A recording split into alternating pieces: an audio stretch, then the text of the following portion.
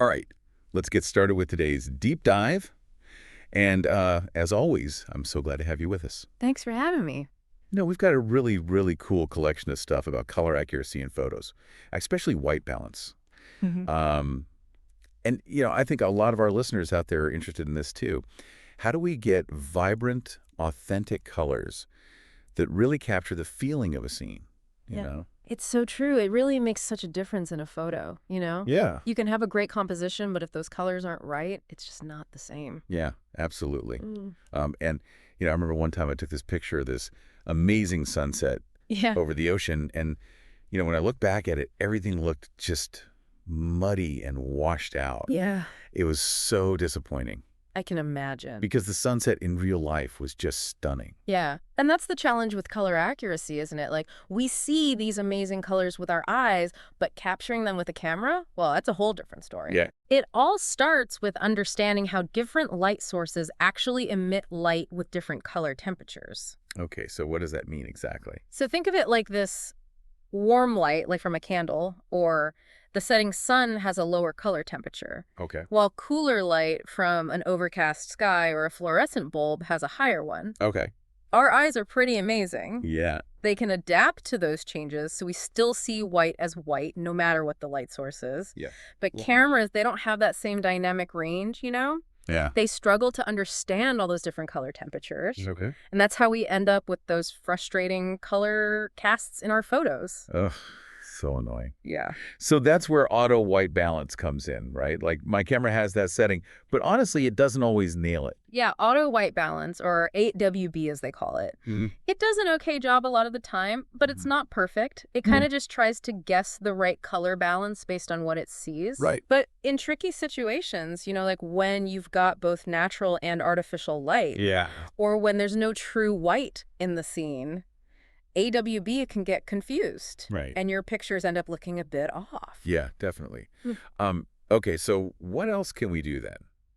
I've always heard about using gray cards Yeah. to get that accurate white balance. They're pretty popular, and in theory, they make sense. Yeah. They're supposed to represent this neutral gray, Uh-huh. so you can calibrate your camera to the specific lighting, Okay. and theoretically, that should get rid of those color casts and get you those true-to-life colors. So far, so good.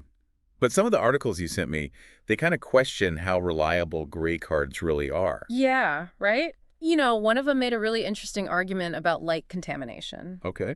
It pointed out that gray cards themselves can be affected by the light around them, which changes how their color looks. Hold on. So the thing that's supposed to help me get the colors right Exactly. could actually be part of the problem. Yeah, it's a bit of a mind bender, isn't it? That's wild. Yeah, and there was this example in one of the articles. A photographer was using a gray card, but because of the light around it, it looked yellow, Oh, wow. and the white looked like rice. No way. Yeah, it was a pretty clear example of light contamination in action. Okay, so maybe gray cards aren't perfect. What about those translucent white balance filters? I've seen ads for those. Yeah, those have their own issues too. Oh, no, really? Unfortunately, yeah. Those filters are designed to kind of absorb those excess colors from the light source, Right. but the way they're designed can actually make things worse, especially outside. Oh, wow. One of your sources, they talked about this photographer who noticed their photos getting super blue in the morning Yeah. and then way too yellow in the afternoon.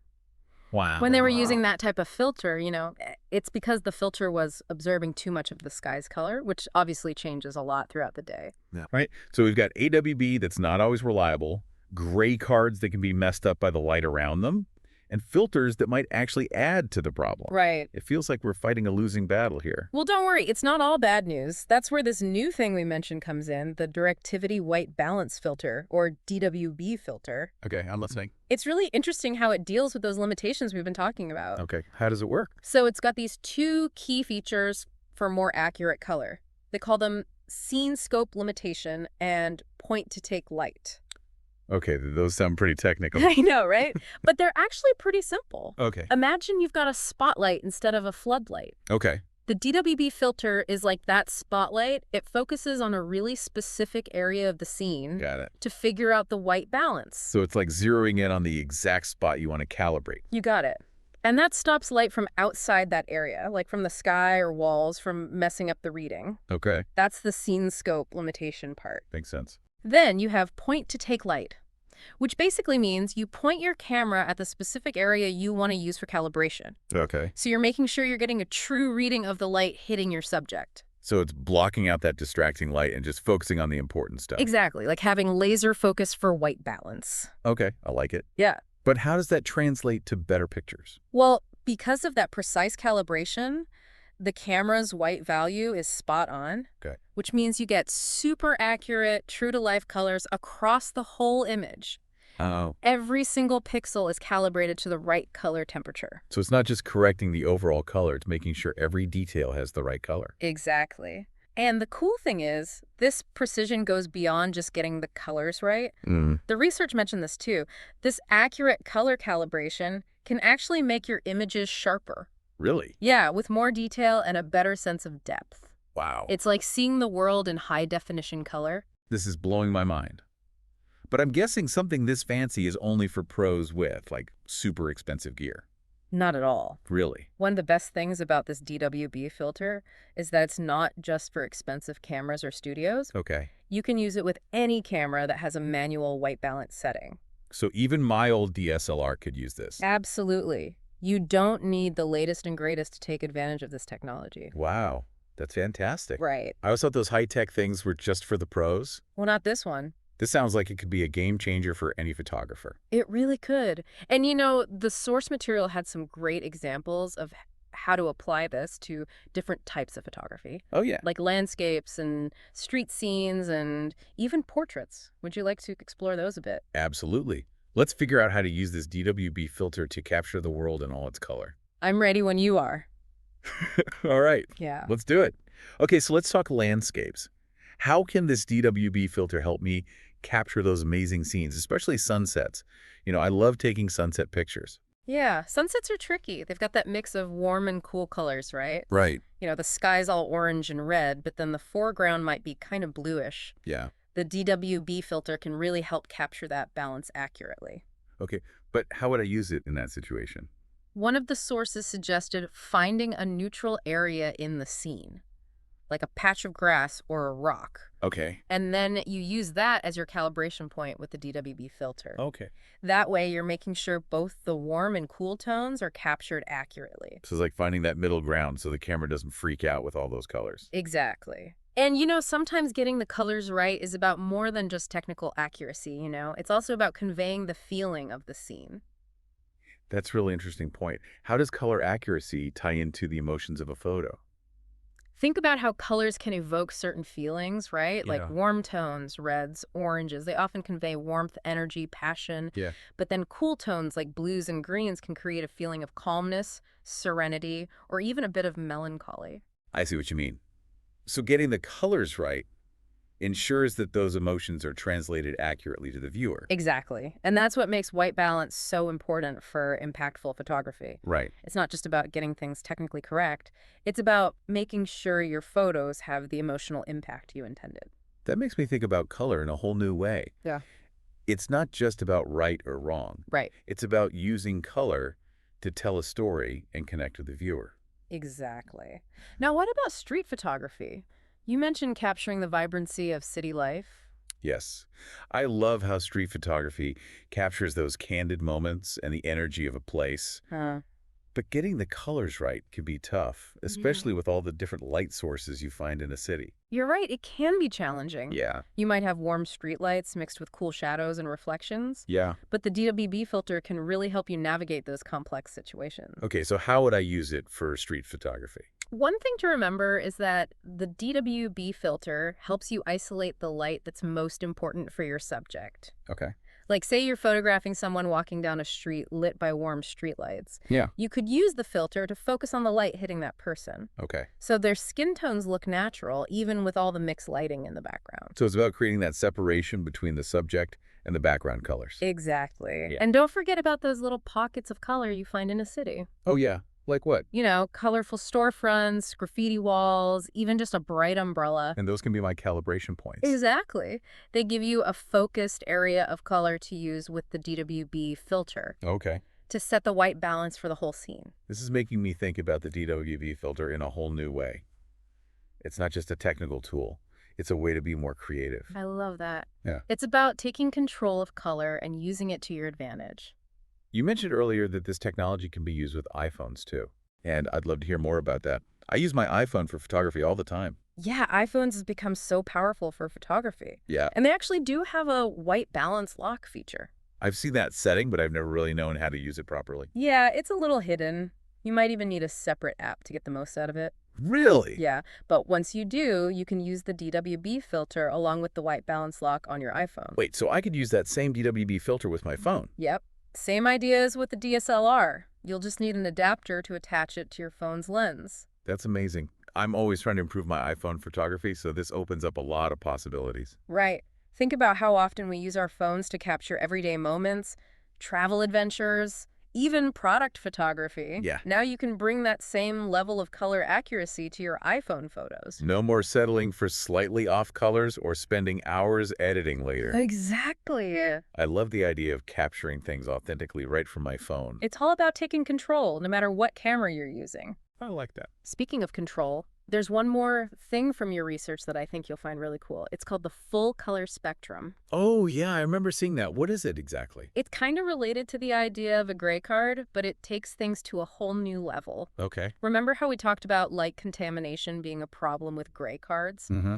Well, the full color spectrum is designed to solve that. Okay, I'm intrigued. How does it work? Imagine a palette with a huge range of colors, all evenly spread out. Okay. That's basically what the full color spectrum is. Okay. The idea is that by having all those colors, it's like merging every color in the world, which in theory should create a perfect 18% gray. So it's like a super-powered gray card that doesn't get messed up by light contamination. You got it. And it's made to be used with the DWB filter. They work together to create super accurate white balance calibration. So they're like a dynamic duo for color accuracy. Exactly.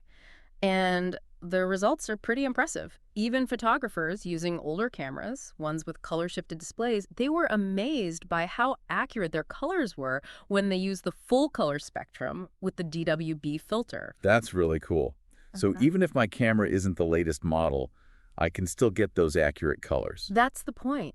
It's not about having the most expensive gear. It's about using the right tools to get past limitations and achieve your creative vision. And this full color spectrum can be used in different shooting situations. Oh, yeah. It's pretty versatile. Okay. Landscapes, street scenes, even portraits. The full color spectrum and the DWB filter can help you get those colors right. It's like having a portable color calibration studio. This is mind-blowing. It's like I'm discovering this whole new world of possibilities with color accuracy. And that discovery can really change your photography in ways you might not expect. We've talked about the technical stuff, but there's also a creative and even emotional side to color accuracy that's worth exploring. That's what I'm most excited about. Yeah. The idea that mastering color can help me become a better storyteller through my photos. You know, something you said earlier really got me thinking about how mastering color can actually make you a better photographer overall. Mm-hmm. I've always seen color accuracy as this technical thing, but you're saying it can have a much bigger impact. It's definitely more than just a technical detail. You know, when Yes. you're always battling color casts and things like that, it's distracting. Right. You're so focused on fixing it later that you might miss the other things that make a photo great. Yeah. The composition, the story, the feeling you're trying to create. So it's like I'm stuck in the details and missing the big picture. Exactly. But when you know you're capturing accurate colors in camera, it frees you up to focus on those other things. Yeah. You can play with different compositions, angles, really connect with your subject. It's like this mental block is removed. Right? Suddenly, I'm not limited by my camera, and I can focus on being more creative. And that's when you really grow, you know? You become more confident in capturing the world the way you see it, and that leads to bolder choices. I like that. One source even mentioned how accurate colors can help photographers get over self-doubt, which I thought was really interesting. I could totally see that. Yeah. I've definitely had moments where I doubted myself because I couldn't get those colors right. It's easy to feel that way, Yeah. especially with all those perfect pictures we see on social media. Right. But this whole deep dive has been about changing that perspective. Yeah. It's not about chasing some impossible ideal or copying someone else's style. Mm. It's about finding your own voice, Right. and expressing it authentically through your photos. It's about embracing the imperfections and the things that make my photos unique. Exactly. And color accuracy is a big part of that. It's the foundation for building your style and telling your stories. This has been such an eye-opening conversation. Yeah. I'm seeing color in a totally different way now. Hmm. Not just as a technical thing, but as a way to express myself. I love that. Now, before we wrap up, I wanted to mention one more thing that came up in your research. Right. It's about how even the way we look at our photos can affect how we see the colors. Oh yeah, that was about how our screens can actually distort colors, right? We spend so much time looking at screens now, phones, computers, tablets, Yeah. and they all have different color accuracy. Yeah. So even if your camera captured perfect colors, they might not look right on a bad screen. So it's like listening to music on a bad speaker. You're not getting the full experience. Exactly. So what can we do about it? Ideally, we should calibrate our screens, with a hardware calibrator or by adjusting the settings manually. Right. But there are simpler ways. One source suggested using the DWB filter and a photo with lots of different colors. Okay, how does that work? You take a picture of something with a wide range of colors using the DWB filter for accuracy. Okay. Then you look at that picture on your screen. Right. By comparing the colors in the photo to the real thing, you can see how well your screen is calibrated and adjust it from there. It's like a real-world color reference guide. Exactly. A simple way to make sure you're seeing your pictures the way they should look. It just shows how photography and technology are connected. Yeah. It's not just the camera, it's a whole process from taking the picture to viewing it. It's about all the pieces working together to create the final image and experience. Right. This deep dive has been incredible. I've learned so much about color accuracy, but even more than that, I've gained a whole new appreciation for how powerful color is in photography. I'm glad to hear that. It's been great sharing this journey with you. Thank you. And remember, photography is all about exploring and discovering. There's always something new to learn, new things to try, new stories to tell. I feel so inspired to go out and put all of this into practice. That's the spirit. And remember, the most important thing is to have fun and let your creativity flow. The world is full of beauty, just waiting to be captured. Absolutely. Well, it's been a pleasure. Keep exploring, keep experimenting, and keep sharing your unique vision. I will.